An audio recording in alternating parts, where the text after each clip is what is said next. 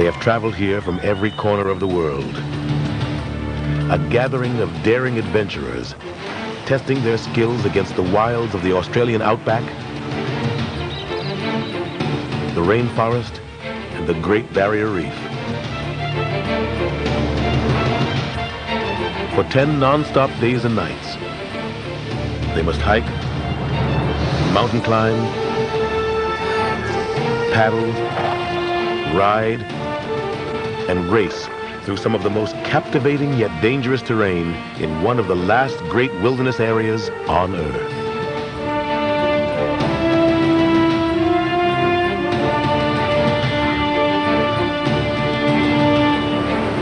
For some, it is a quest that ends in tragedy and defeat.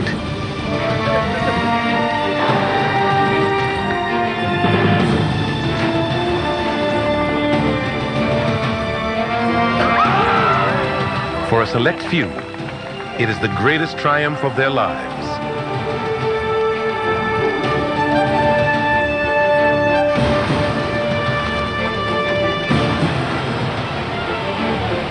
This is the world's toughest adventure race, the Discovery Channel Eco Challenge, Australia.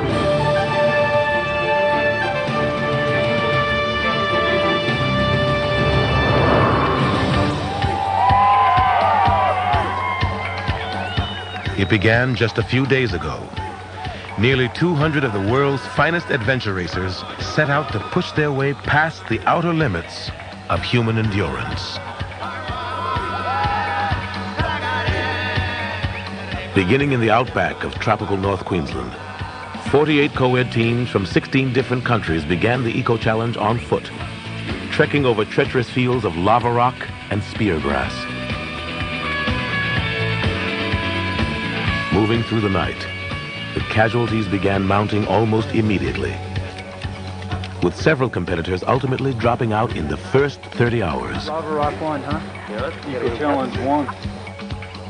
After hiking for 59 miles, the teams boarded inflatable canoes for an extended paddle down the crocodile-infested Herbert River.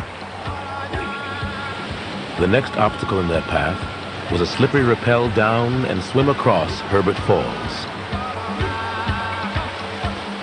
Then competitors pressed on through a canyon rim trek along the stunning expanse of Herbert Gorge and a more chilling climb up the awesome face of Blencoe Falls.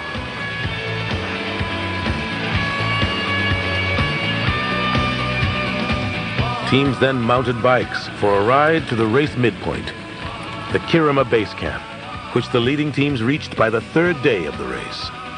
Here, the course changed from the outback to a World Heritage rainforest. Teams then pushed on to Tully Falls in the rafting leg.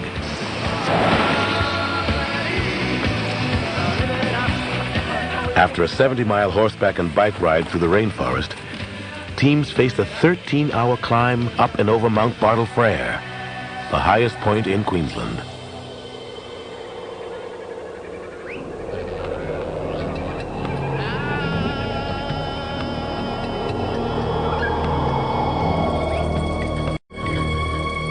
By the 7th day of this 10-day race, 12 teams have either dropped out or have been disqualified. Those who have dared to remain still face many days and countless miles of unexpected hardships all along the course. We'll just go as fast as we can and see what happens. Yeah. The leading teams have moved at such a breakneck pace that they are already more than 100 miles ahead of those at the back. The team members of Eco Internet from New Zealand have held the lead for the past 3 days. But they are being pursued by several other teams, including their chief rivals of Pure Energy Australia. This last leg is the most hazardous of the course. 50 miles of ocean kayaking along the Great Barrier Reef. Since their tiny kayaks can easily become swamped or lost in this vast expanse of sea, teams are armed with satellite locating devices, and race management has put safety helicopters and boats on around-the-clock alert. The members of Eco Internet arrived at the Bramston Beach launch point with hours separating them from their nearest competitors, the Australians of Pure Energy. And at 2 a.m., word arrived from the Russell Island checkpoint that the unimaginable had occurred. Unbelievably, the most organised team on earth, Eco Internet, arrived at the next PC, Russell Island, and discovered they'd left behind their passport. And so they're now sitting on the island waiting while a boat comes back here, picks up a replacement passport and returns it to them, which is costing them a couple of hours while the next team are only a kilometre away. So it's an interesting evening.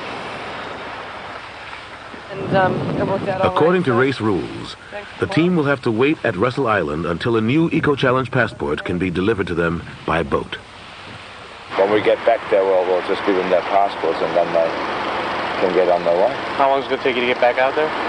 Well, if we can find the island out there, we could hardly find the mainland. it's sort of very squally, you can't see a thing.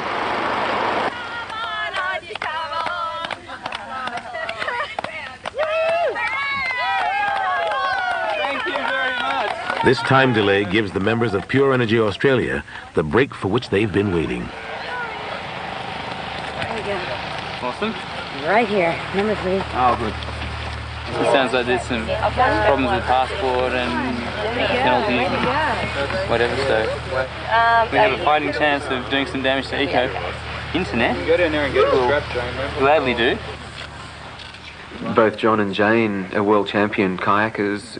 Ian Adamson has just got a world record for kayaking as well. So I guess if it's all put together, yeah, the kayaking really is the main thing. Been hanging out all bloody right.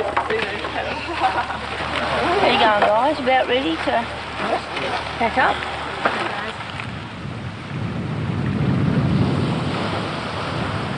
After a 3.5-hour delay, the members of Eco Internet, new passport in hand, set off from checkpoint 29 at Russell Island.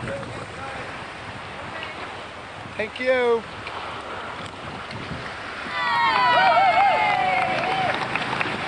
Only an hour later, Captain Jane Hall and her Pure Energy teammates head off into the most beautiful and the most dangerous section of the course.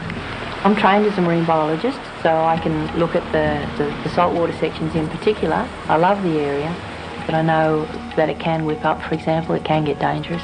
So it's nice to know both sides of it, to know the pretty side, the beautiful side, but also to know the side that you have to be wary of.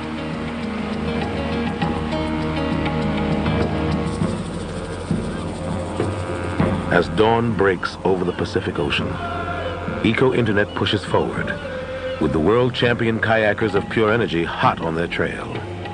In just a few hours, one of them will win this year's Eco Challenge Australia.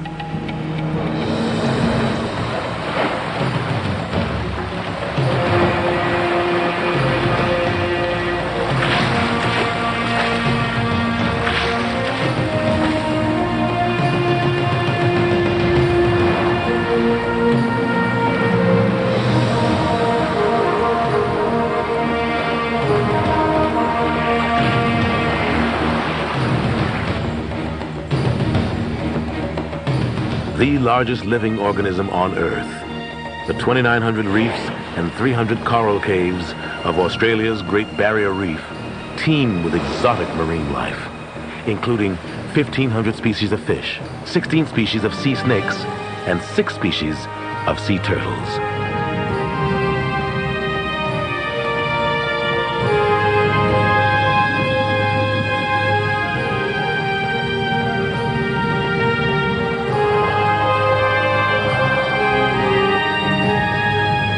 The reef's more hostile residents, tiger sharks and deadly box jellyfish, pose far less threat to the competitors than the Pacific Ocean itself, with its unpredictable weather patterns and hazardous swells.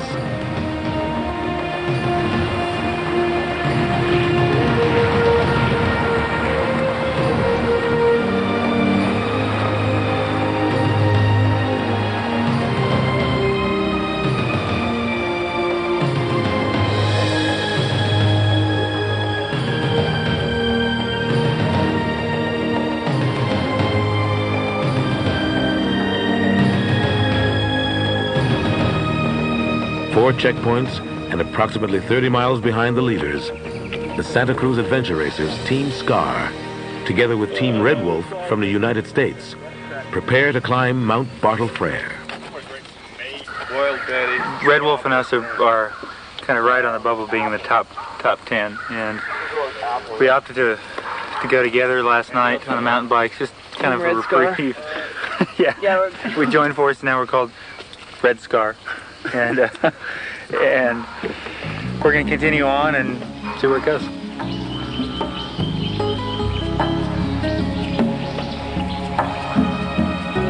Probably a few minutes out from the finish line, we'll start to reflect back on the achievement we've just gone through, the completion of not just 7 or 8 days of racing, but a year of working together, training together, suffering together.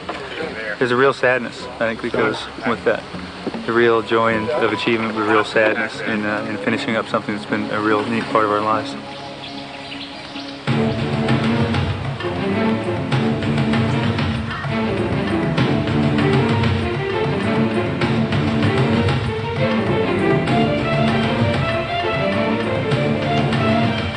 By the time the Australians of Pure Energy reach the final checkpoint, PC30,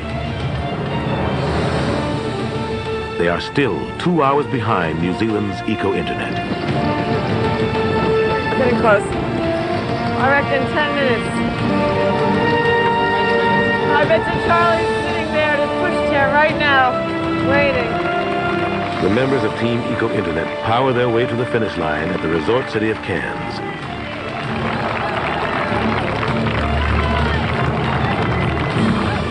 In this expedition competition race featuring the best of the best, they have held the lead for the past 3 days. They have faced 3 diverse ecosystems, more than 300 miles of grueling terrain, an encounter with a stinging tree, and a lost passport in their quest for the finish line. Ladies and gentlemen, please welcome the winners. But for these 4 friends, the rewards of the Eco Challenge far exceed their winner's trophy. John Howard, Robert Nagel, and Keith and Andrea Murray have earned a greater prize. The pride that comes from knowing that by working together, there is no limit of body, mind, or spirit that they cannot overcome. Passport? Do you guys have a passport? Oh, well, but it's suffering. How do you feel? They have completed this year's Eco Challenge with a total time of 5 days, 19 hours, and 46 minutes. Eco Internet have proved beyond any shadow of a doubt they are the world's greatest adventure racing team. The people I've raced with in the past, and it's not just the 4 of us that are here today, but there are a couple of others that are sort of really close to us who are racing today on other teams. And we sort of form a core and a cadre, and I hope that we can continue to race. If we can't continue to race, then we will always, always be the greatest of friends.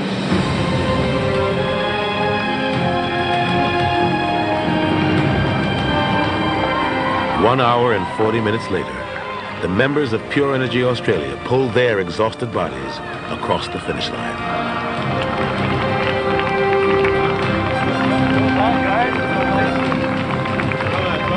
People see Eco Challenge as a crazy event for crazed individuals, but it teaches you amazing things about yourself, your own limits, but also your strengths. Well, these guys look happy to be here. And I keep going back for those feelings. Good job, you guys. Hey, good to have you. The race was brilliant. It was really hard, and I've got no end of admiration for every single one of the competitors who does it. And to Eco Internet, they're a fantastic team, and all I can say is congratulations, but you just wait. We'll get you. The winners may have crossed the finish line, but there are 36 teams still out on the course. For those who remain, the most dramatic and dangerous moments of the Eco Challenge Australia race are still to come. Gary, we have a capsized on the lead of these teams. Please extract them from the water, take them out of the water.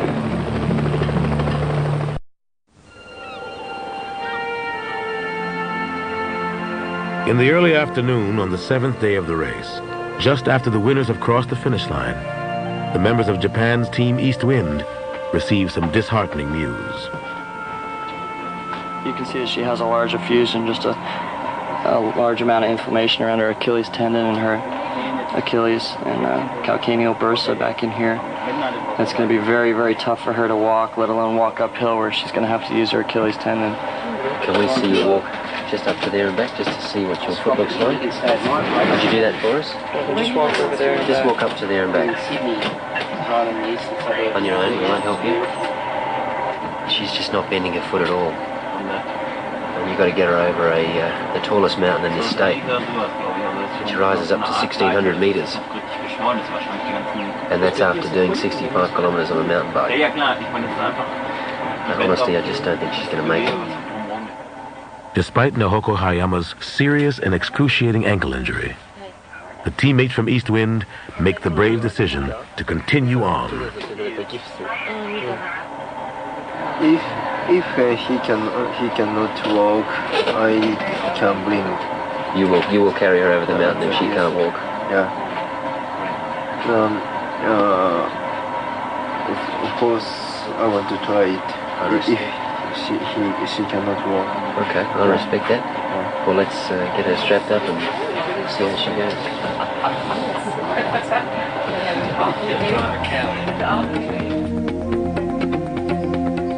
10 miles and one checkpoint ahead, the members of Odyssey, the Navy SEAL team, approach the base of Mount Bartle Frere. One of our team members, Julie Lynch, has had some, she's got knee, ankle blisters. She's got a lot of trouble. So we started off at a real fast pace, and maybe that could have been a contributing factor. And we might have pushed her too hard. Whatever the case, we need to. If we want to finish the thing, we decided last night we need to back off and be smart about this. She was on the breaking point last night. Where am I? And what the hell's next? Oh. Oh yeah.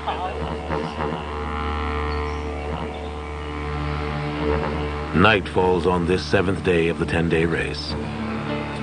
The remaining competitors, from the Atherton tablelands to the rainforest canopy of Bartle Frere, struggle to finish the punishing course. Yeah, I took my last set of painkillers at 6 p.m. I basically have another 4.5 hours before I'm in a lot of pain. Or a lot more pain.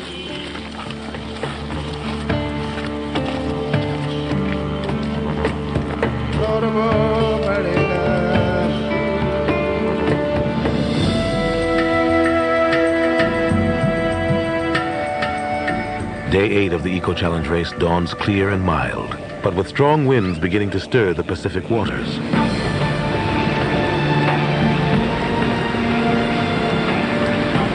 Out on the ocean, Team Scar has been making excellent time through the sea kayaking leg, until disaster strikes. We were using our sail and just the wind just, I don't know, turned a certain way and we were gone. David Kelly and Terry Schneider are both flung into the choppy water. Their teammates kayaking far ahead continue on, unaware of the accident. Terry manages to climb back into the kayak, but David continues to struggle.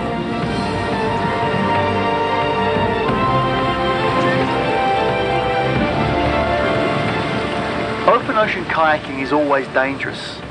Open ocean kayaking while exhausted is extremely dangerous. And if a team falls out of their kayak, it will be almost impossible in these conditions to get back in again.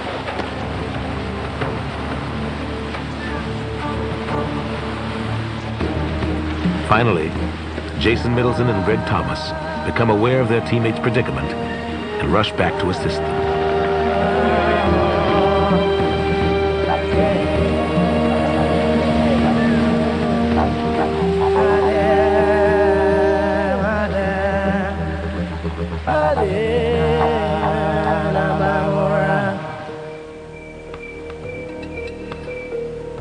Despite Naoko Hayama's ankle injury, Team Eastwind from Japan attempts the rigorous 13-hour hike over Bartle Frere. When Naoko finds she can walk no more, she and her companions discover the true meaning of teamwork. Hi, you aren't going to believe this. Team Eastwind taking turns carrying their female teammate up Bartle Frere. No lie, over. At PC-24, the doctor said if we wanted to go on, we would have to carry her. He asked us if we could do it, and we took that question as a challenge. So I retorted that, yes, we could carry her if necessary.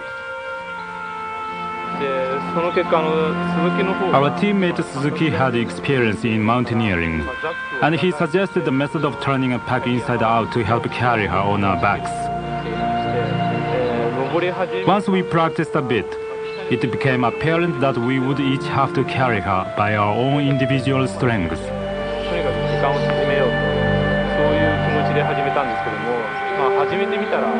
So we guys each tapped into our own stamina. Then it became a different kind of competition, like, let's show the true Japanese spirit of competition.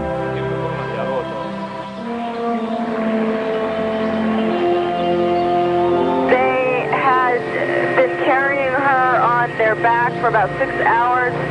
She got off and with her walking sticks was able to walk part way, and they put her back on their back when they got to a steep, another steep area, over.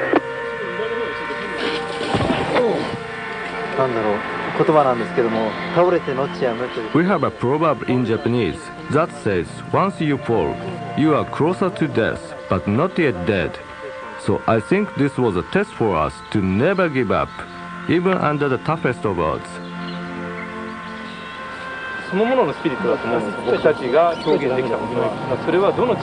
I think that's the real spirit of the Eco Challenge.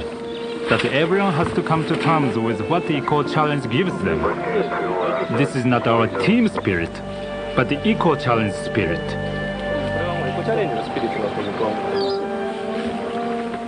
You should see these guys hump this girl up this mountain. I don't think there's anything stopping them. Over.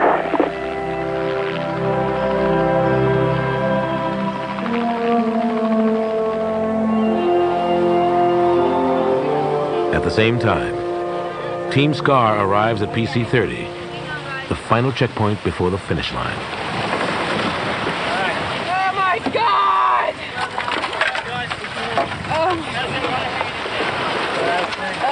God! Have a look at it. Did you see how far out we were today? Those waves were.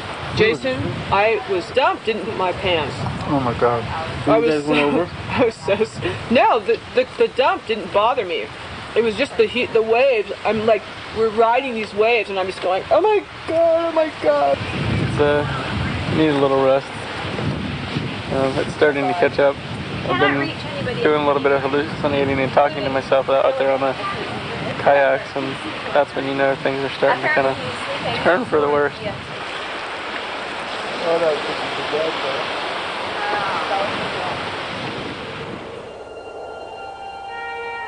The afternoon sun is beginning to wane when Eastwind finally reaches the 26th checkpoint at the peak of Bartle Frere. Does she need medical help, or are you guys going to continue? You guys going to continue without help? Gonna keep going? Keep going. Keep going. It's Okay. really steep down here. Okay. Really muddy and rooty. You guys are almost there, though. Down the hill to Brampton Beach, and then it's kayaking, and you're all set. The ordeal is far from over for this foursome from Japan.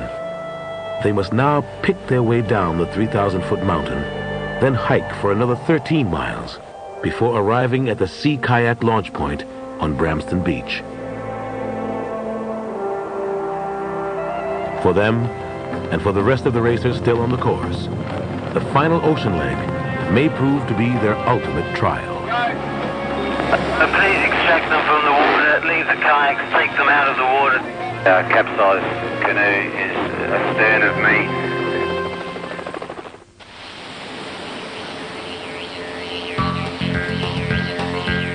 Late on the 8th day of the Eco Challenge Australia, the Santa Cruz Adventure Racers, traveling together with Team Red Wolf, finally reached the finish line.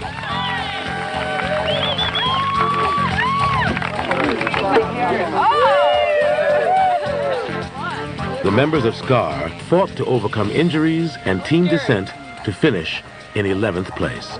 The pressures of being in the top three were pretty overwhelming, and to realize that there are 30 teams behind you playing Pac-Man, wanting to come just breathing up your fanny, trying to take over that position. And there's a lot of stress that goes with that. I'm going to be passed out in about a minute.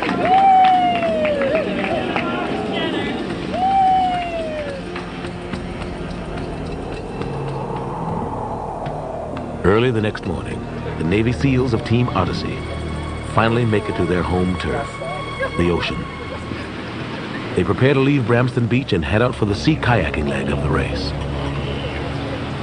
They're from Montana.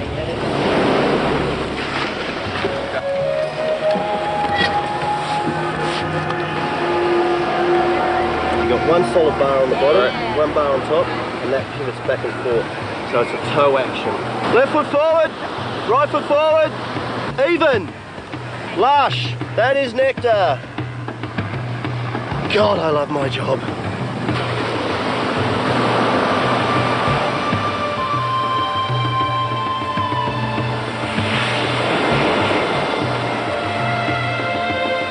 If you say you're going to quit, then you have it in your mind, and sooner or later you will.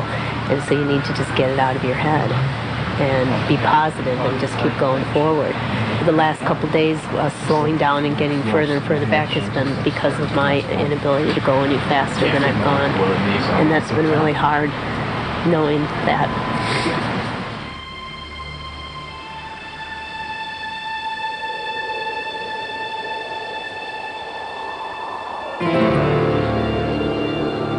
Weather in the Barrier Reef area of tropical North Queensland can be dangerously unpredictable during the Australian winter. A pleasant breeze can transform into a squall in a matter of minutes. On the 9th day of the race, gale force winds of up to 30 knots howl with alarming fury, threatening the Bramston Beach camp. 6-foot swells pound at the racers still out on the ocean.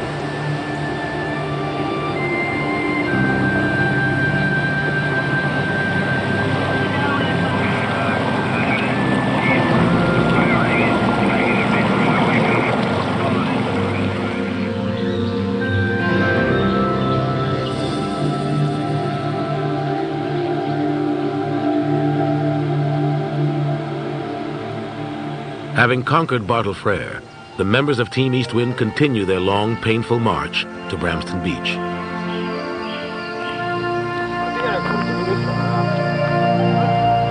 In another extraordinary display of teamwork, each male racer takes his turn carrying the Hoko Hayama.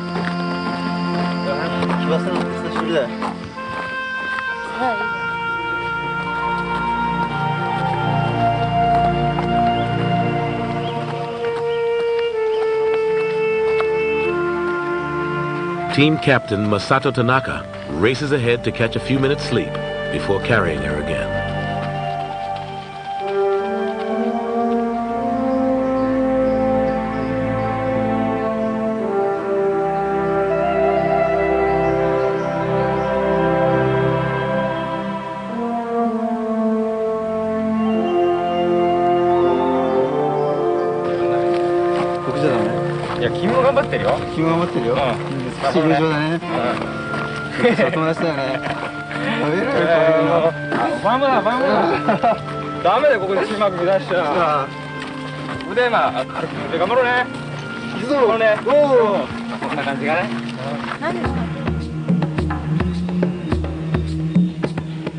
Yo, yo, yo, Dayoma.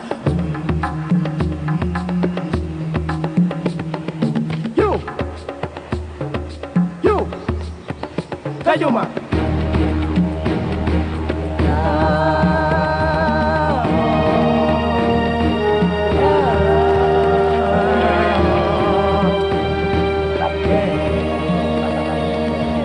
Almost 70 miles back, on the edge of the rainforest, the weary but determined members of Northern Ireland's Team Dalriada push past their exhaustion to complete the last mountain biking leg. One of the trailing teams in the race, their only goal now is to survive until the finish line. I'm soaked. I've always known Claire to be a very, very strong person. She motivates me in nearly everything we do. You're getting here. slow but sure. Claire was the strongest member of the whole team, without a doubt. It's tough. It's not mountain biking, it's pushing your bike. Torture. It is torture. You can't even get on the ground, so wet and moist and so slippery, it's so dangerous. Go. I'm trying. I have a lot of respect for Claire, and a lot of love as well.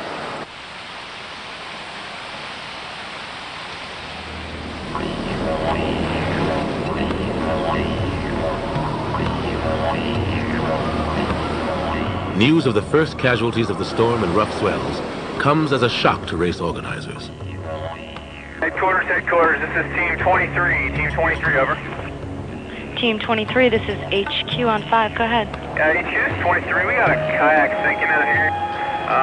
We're about halfway between Fitzroy and Russell Island right now, and our kayak's going down, over.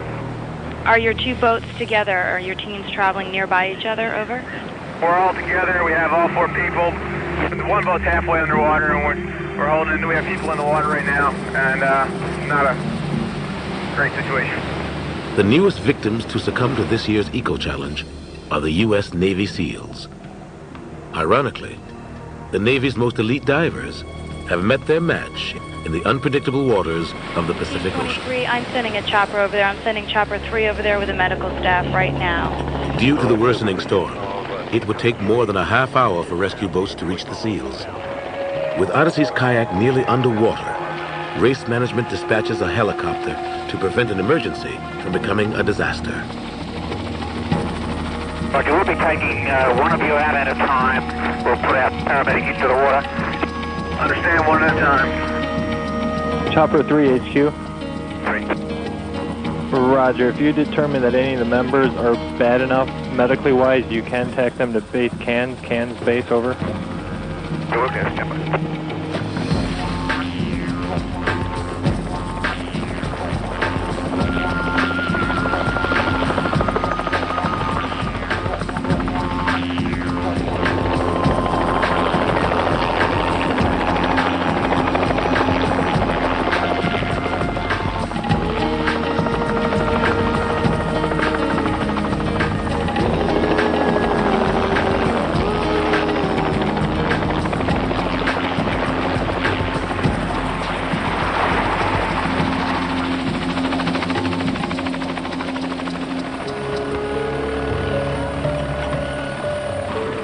Drenched, hypothermic, and deeply disappointed, the Navy SEALs are airlifted back to the camp at Bramston Beach.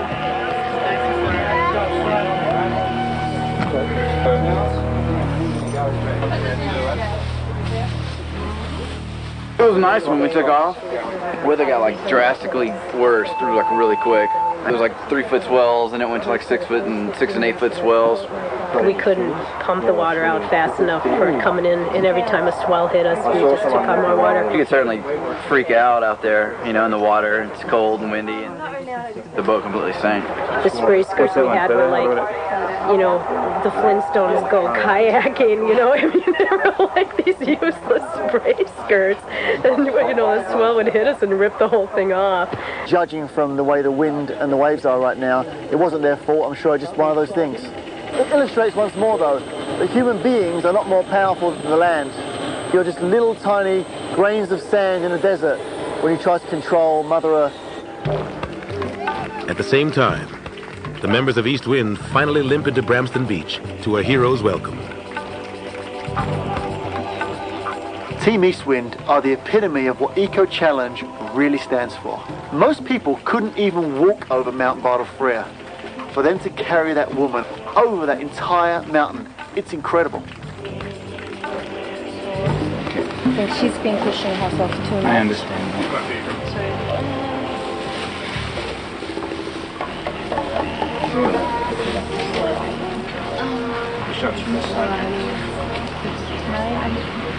Tell her not to worry. Tell her she's been very brave, okay? Very brave, and so's the whole team. Credit. They're very credible, okay? Very, very good effort.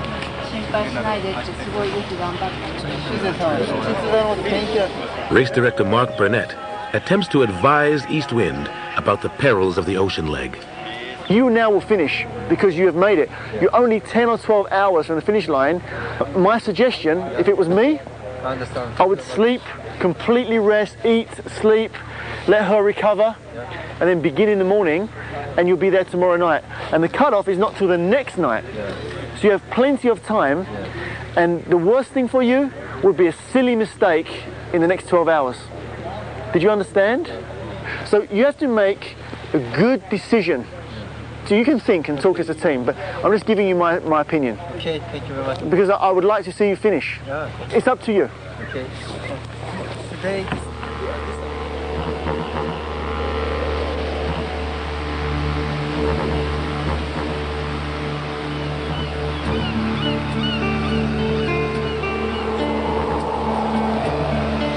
We want to finish this race.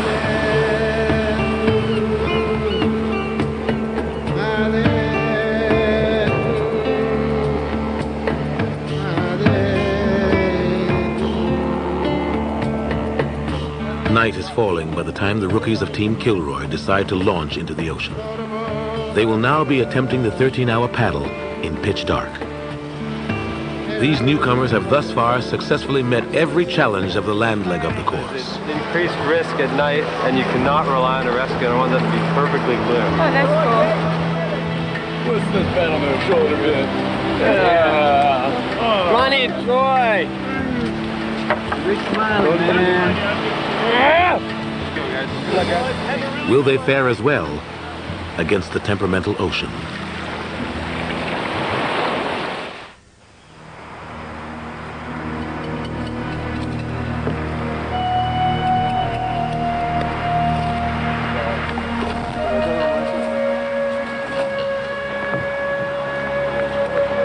Before dawn on day 10 of the Eco Challenge Australia, Team East Wind prepares to confront the final ocean leg.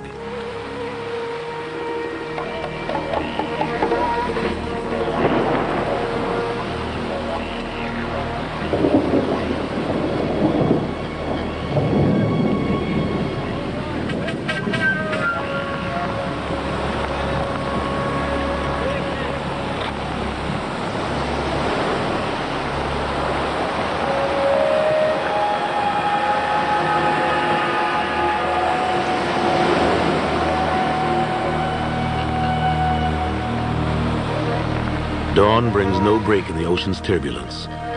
The potentially deadly conditions present a grave concern to the Eco Challenge race management. Helicopter and boat rescue teams stand by. Headquarters, Team Halsey, do you read me? One of our team members just puked and he got headache and problems with the... 15 for security boat. We need a boat now. Security boat, we have the -6, one boat reverse. The combination of the 30-knot winds, 6-foot swells, and the relentless pressures of the race forces many teams to radio for help. Roger. We are ready to do a winch extraction of your patient. Roger.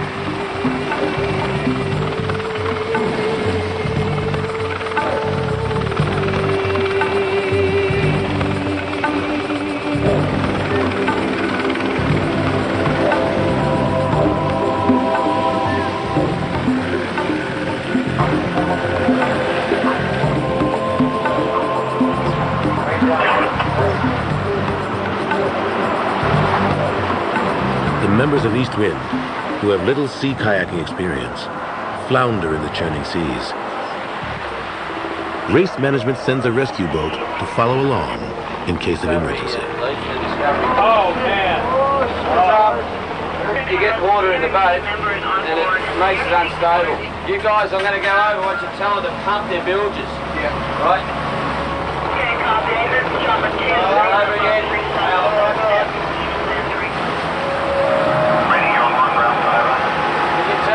The bilge, one of you guys. Guys, can you pump out your boat? You have too much water in your boat. Whoa, whoa. See, that's the... Oh, yeah. Woo. Go. Whoa, whoa, whoa. Hang on. It's one belly.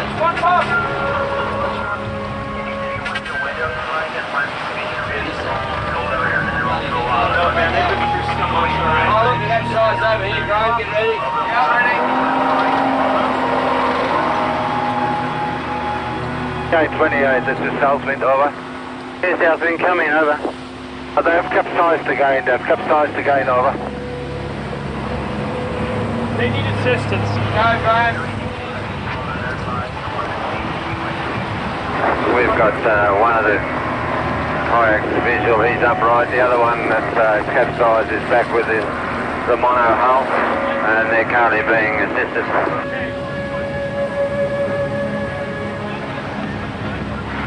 Freestyle, please take the Japanese out of the water, over. All 4 Japanese in the boat, thank you.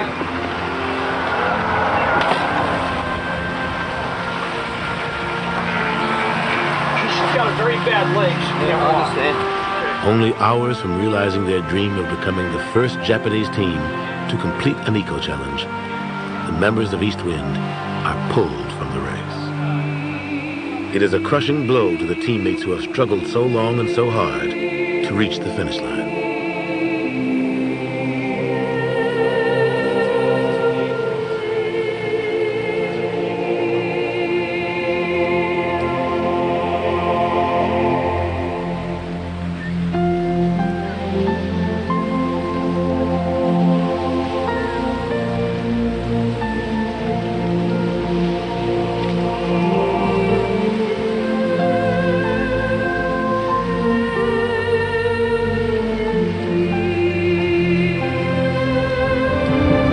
Before the Eco-Challenge Australia race comes to an end, more than 8 teams have to be rescued from the ocean's fury.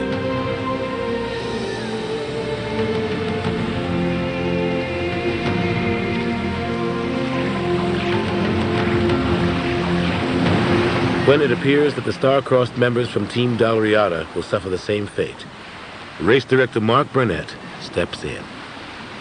Guys, you've got to improve paddling. I decided to try to convince Dalriada to abandon the race based upon I'd seen them paddling earlier and they clearly were inexperienced and no match for these conditions. Thank God they were willing to listen to me and not put the race above their lives. It's only a race after all. They were not experienced enough to finish this race. It's about many more things than the race. I never expected anything like that out there. That was a storm blowing out there. And I think we were so tired, physically and mentally, to realise the danger that we were in. And I think we made a very intelligent race decision to stop there and then. Honestly, I think it's a good decision. And you know, it doesn't... If it would have went on, it would only be by sheer luck that would have made it. Technically, we couldn't have done it. If you want to do this again, we've never done anything like this before in our lives.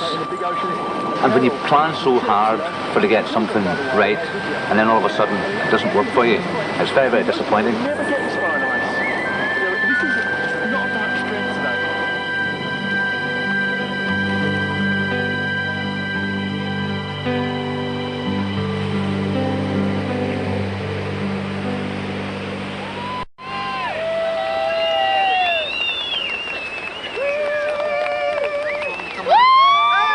A few determined teams managed to outwit the storm.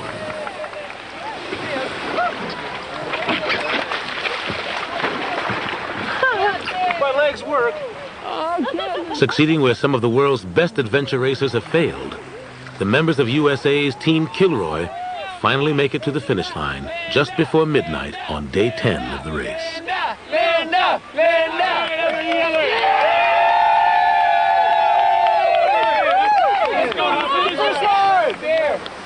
Linda Stowe, a 27-year-old exotic dancer, has led Kilroy to become one of the few rookie teams ever to finish an eco-challenge.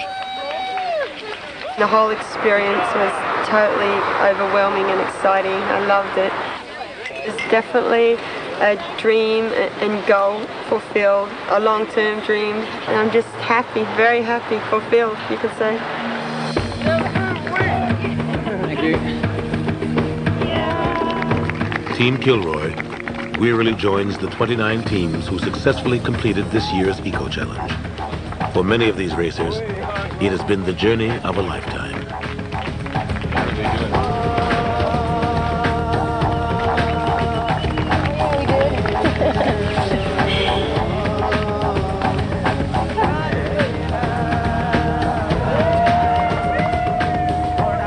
For me, the Eco Challenge is a barometer to measure the rest of my life against.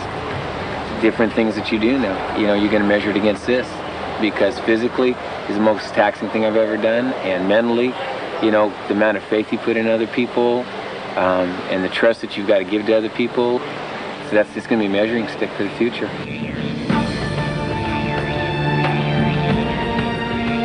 The most inspiring thing to me each year is a pretty simple thing. It's really before the race and after the race, where it's like this big extended family of like-minded people who are pretty good souls, environmentally minded, teamwork minded. And Eco Challenge really is all about that. The indigenous peoples of this untamed ancient land, Australia's Aboriginals, learned not only to survive here, but to thrive for over 10,000 years.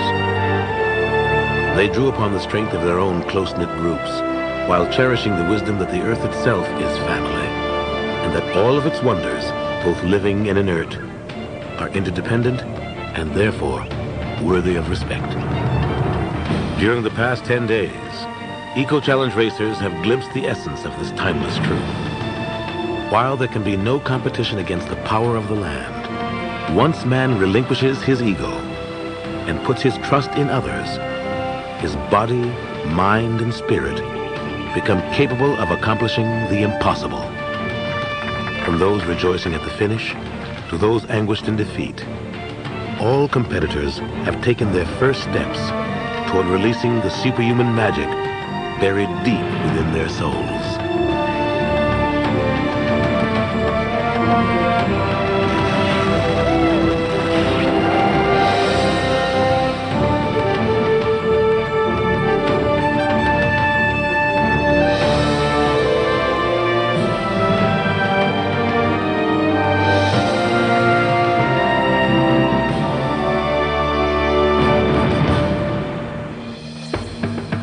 Coming up, a preview of next year's Eco Challenge, the toughest and most exotic expedition competition yet.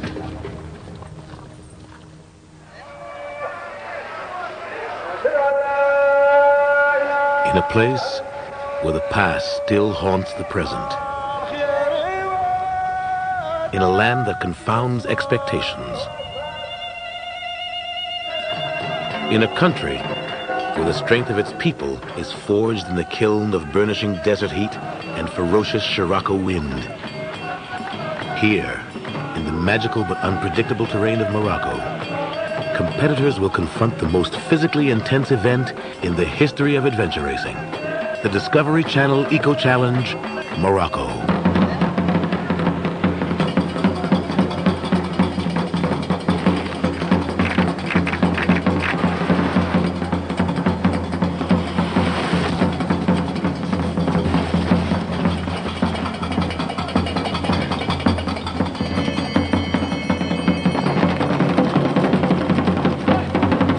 Eco Challenge founder Mark Burnett chose the enigmatic backcountry of Morocco for its difficulty, limitless beauty, and pure intensity. Here in Morocco, Eco Challenge teams will face more than 300 miles of territory that has rarely been viewed through Western eyes. To succeed in their quest, competitors must trek to 13,000 feet on the highest range in North Africa, the imposing Atlas Mountains. 2,000 feet straight down overhanging rock. That's going to be the single longest rappel Eco Challenge ever done. They must forge through turbulent high desert regions where temperatures can fluctuate more than 50 degrees in less than 18 hours. And press on through lush, verdant valleys and ancient cedar forests on mountain bikes, Barbary horses, and on ships of the desert. Along the way, competitors will encounter the Berber tribespeople. Once fierce nomadic warriors, today they celebrate the human experience with their warm hospitality. To succeed in the Eco Challenge Morocco, the adventure racers must brave unpredictable elements, an uncontrolled environment, and their own deepest fears. Here, they will be tested to the outer reaches of human endurance. Here, where the land is the master.